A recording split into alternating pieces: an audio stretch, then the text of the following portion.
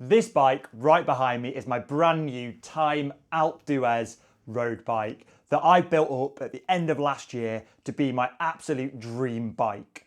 But there's just two things about this bike I'm not fully happy with.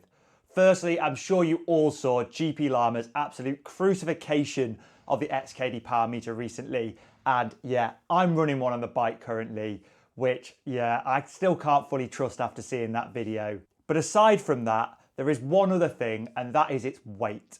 Now I know nobody buys a Time for an ultra lightweight build. You buy a Time because it's a premium European manufactured frame with excellent ride quality and brilliant paint jobs. But actually they're not too heavy, especially the Alpe d'Huez model. Currently its weight is sitting at 7.1 kilos with a decent lightweight set of pedals. But you know me, I'm a UCI illegal, sub 6.8 kilo kind of guy. 7.1's never gonna fly. So I've been thinking about creative ways that I could get the weight down even lower to at least crack the 7 kilo mark. And who knows, maybe even start to trickle me towards that UCI illegal banner. But crucially, I can't be making any of the sort of compromises I've had to make on my hill climb build to get there. This bike has to be fully rideable for long endurance days on the saddle in fully mixed terrain, as well as racing at the top of my game.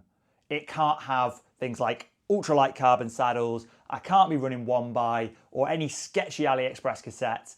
It's gotta be full high performance the whole way. And one of the few areas there still is to save some weight, aside from removing the XKD power meter, is all of the hardware. Now this bike, like any others, is covered in bolts, a mixture of different metals, mostly steel and aluminium. Now swapping aluminium bolts out for titanium won't really save much, and in cases will actually increase the weight, but swapping out them steel bolts, well, they can have some really big savings. So I've got myself this set of S-Parts titanium bolts to upgrade all the stock bolts on my Dura-Ace Di2 group set. So yeah, it's gonna be straightforward really. I'm gonna be throwing each and every one of them bolts on the bike, weighing them compared to the stock Dura-Ace ones, and we'll just see how much it saves and whether we've got any closer to that sub 7 or even sub 6.8 kilo mark. But before we start weighing, let me know your predictions in the comments. How much weight do you think that full titanium overhaul is gonna save me? For clarity, this video is not sponsored by anyone. It has been entirely funded by you guys, the audience, who have been using my links on AliExpress, giving me credits to purchase things like these S-Parts kits. Let's get started. First up, let's turn our attention to the Dura-Ace rear mech. And we've got a bunch of S-Parts bolts to throw on this. But the first thing I need to do, because we're going direct mount, is crack off this B bolt.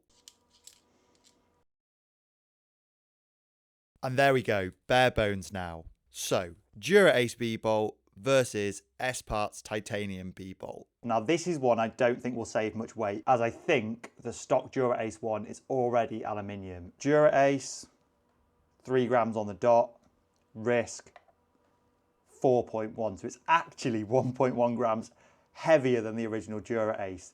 Next up, we're going to turn our attention to the jockey wheel bolts. So the stock bolts, 2.8 grams, and the S-Part bolts, 1.5 grams. So that actually is a saving. Next up, we've got the limit screws and B-tension screw to replace. Now, annoyingly, this means I'm going to have to reset all these. So then, the Shimano bolts, 2.3 grams, compared to the S-Parts, 1.8 grams, so half a gram there.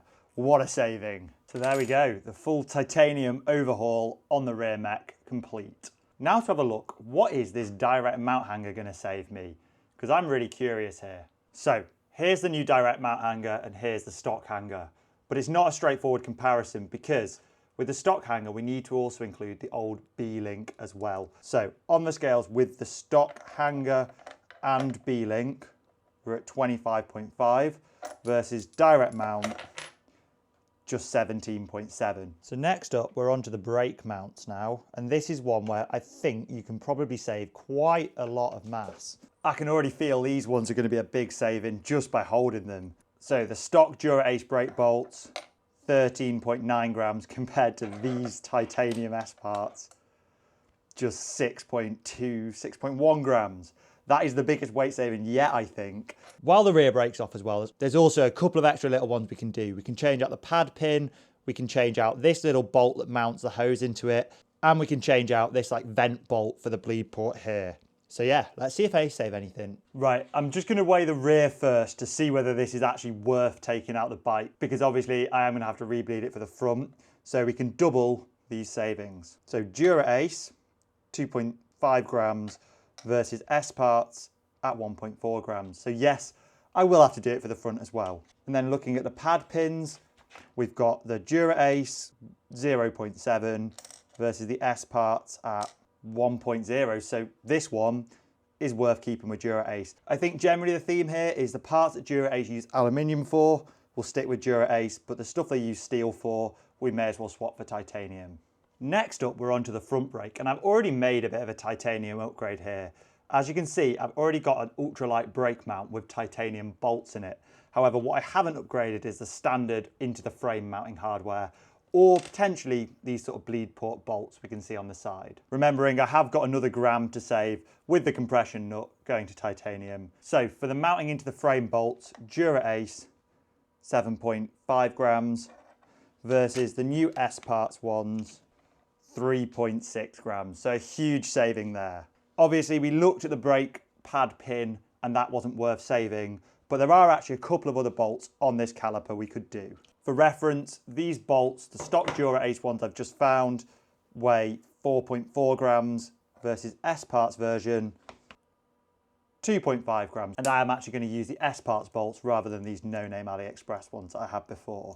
Oh yeah, and these ultralight mounting plates here, well, these save quite a lot of weight, as that is just 6 grams compared to the Dura Ace one at 11.7 grams. Instead of having a sponsor on this video, I want to take a quick moment to talk about channel membership. I am launching channel memberships properly as of today in order to try and keep this channel as independent as possible. The goal is to be less reliant on chasing brands for review samples and to never have to take one of those paid review opportunities that you'll see plaguing YouTube. Sponsors, of course, will still exist at times on the channel, but the integrity and independence of review videos is absolutely paramount. Even though I want as many members as possible, please do not join if it's not something you can afford comfortably. The most important way to support the channel is completely free. Watching the videos, liking, subscribing, and getting active in the comments. But if you can afford $2.99 a month, it's going to get you access to my full race and hill climb effort archive, as well as letting you vote in my upcoming AliExpress polls. Every 2 months, I'm going to put a poll up where my channel members can suggest and vote on what product they want me to get hold of from AliExpress to review next. On top of all this, I'm going to give you early access for 2 to 4 videos every month, and there's plenty more small bonuses you'll find out about on the join page. Let's jump back in to saving some weight off this bike. Now we're onto the front mech, and now there's not much to do here, the main one being the mounting bolt, and there's also a little limit screw we're going to take out as well. Right, so the front mech bolt plus limit screw, 2.8 grams, compared to the old Dura Ace stuff at 4.8 grams, so 2 grams there. This is becoming really sad, this video. It's like, what have I become? At least I'm going to be welcome on the weight weenies forum now. One of the reasons I wanted to get one of these S parts kits was because it's specifically designed for Dura Ace. The Dura Ace front mount bolt, for example, is quite short compared to a lot of the options. So the S parts ones are the perfect size. Whereas if you buy just a generic titanium front bolt, they often are way too long for Dura Ace. The next load of parts the kit includes is a load of stuff for the chain sets. We've got the pinch bolt, we've got the preload cap, and we've got some chainring bolts. Now, first up, I know that generally the chainring bolts aren't worth going to titanium, as Dura Ace already uses aluminium. But the pinch bolts are definitely worth doing, as they're steel bolts in the original, but I have no idea about the preload cap. Now, on my bike, you might have noticed I am using that XKD chain set, so I don't actually have a Dura Ace chain set on the bike to upgrade with these. However, I've got this Dura Ace chain set I'm leaving set up with a 5440, kind of for race day. But whilst I am going to use the titanium preload bolt, I don't think it's going to save much, as this is already plastic. So just for curiosity's sake, for anyone considering buying one of these, your standard Dura Ace preload nut, which, yeah, as I said, is a light little bit of plastic, 2.3 grams, versus the S parts titanium one, 3.1 grams. However, obviously this is metal. It's going to be a lot stronger than one of these plastic ones. And also, if you notice, it uses a standard hex bit rather than one of these rubbishy, annoying little star tools that you have to use on the Dura Ace ones. But this is a pretty exquisite piece of titanium with loads of holes drilled out everywhere. So the only area I've really got left to work on is the shifters. Now these, I can upgrade the mounting hardware and all of the brake bleeding related stuff. Now, if the rear is anything to go by, the brake bleeding stuff will have quite a decent saving. First up then, we've got the shifter mounting bolt itself. Stock, 3 grams, compared to titanium, 1.6. Double that and it's a 2.8 gram saving. Another rather impactful weight saving is these compression nut bolts for the shifter. However, I have already actually swapped to some titanium ones from a brand called Risk, but we're going to see just what these weigh in at anyway. So the S parts ones are just 2.6 grams, double it, 5.2 for both shifters, compared to Dura Ace, which I cannot for the life of me find my old Dura Ace ones. So these are the weights from online. Gonna have to be quick for this one. Stock bleed port screw 0.9 compared to the S parts one 1.1 grams. So not worth it there. However, I know the threading on the stock bleed port is supposed to be not great, whereas these use a good engaging Torx bit. So I think actually this is an upgrade that might be worth it. Before we get to the weigh-in, I want to explain why I didn't just blindly swap every bolt on the bike for a titanium alternative. Firstly, there are quite a lot of bolts on this bike that are already titanium. For example, the hardware for my EXS Air Over handlebars are already titanium, as well as things like the seat clamp bolt that I've already swapped for titanium. Also, the Time comes stock with some really light aluminium bottle cage bolts that are already Time branded, and they're actually lighter than the titanium Risk ones I had lying around. And this highlights a really interesting and important point when you're talking about titanium bolts, because it's kind of one of those value triangles, right? Where it's cheap, light, and strong. Pick two of the three. Titanium very much sits in the strong and light segment, whereas aluminium, cheap and light, and steel, cheap and strong. If the bike is already using a lot of aluminium, then you're not going to save much weight, and in fact you're likely going to add weight when you swap to titanium.